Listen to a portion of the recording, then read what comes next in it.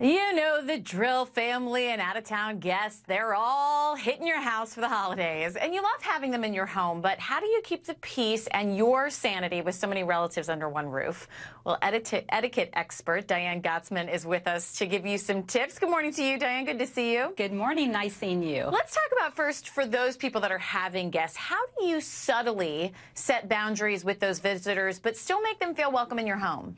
Well, you certainly want to be a gracious host, but you don't want to divert so far away from your own rules that you feel uncomfortable. So, for example, if you wake up at 8:30 and you're getting ready to go to work, you want to let them know, listen, we're semi-early risers, because that's not really that early to wake up. But if you would prefer that we put you in a different part of the house to keep you asleep longer, we're happy to do it. So you're going to accommodate them by communicating with them and asking them what their day normally looks like, what they have planned.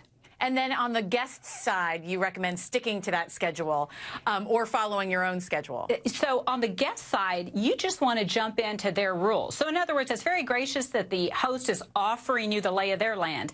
But, you are the guest, so you want to make sure that you're accommodating their routine. So, and you want to be courteous.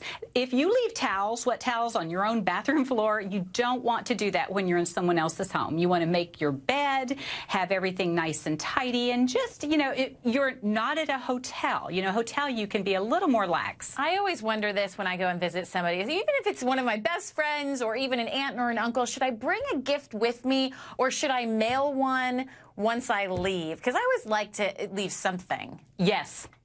That means all of the above. Okay.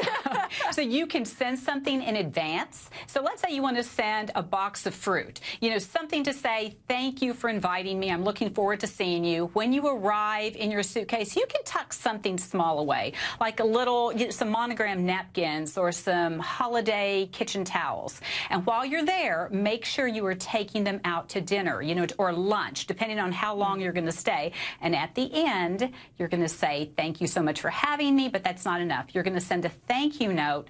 And again, you might want to send a nice little thoughtful gift. It's not an elaborate gift, but just a nice gesture. Sometimes I like to leave something in the room once I've left, so it's a little treat for them to find once I'm gone. I love that. That's a great idea. Well, you also say pay your way the whole time. Make sure that you are not a burden on your guests. So, and what I mean by that is, don't expect your host to entertain you 24/7, take you to sports games, take you out to the movies, pay for holiday events. You want to take your host out to some of these things. And, if you were having dinner at home every single night, offer to pay for some of that. Say, listen, can I go to the grocery store for you while you're at work and gather some of the ingredients? And even better, why don't you offer to cook dinner a time or two? There you go. You also say, respect the house rules, and most importantly, leave on the day that you have promised. Yes, that's key, right? Especially when it comes to having a full house. Well, Diane Gottsman, thanks for being with us, and you have a great holiday yourself. Same to you.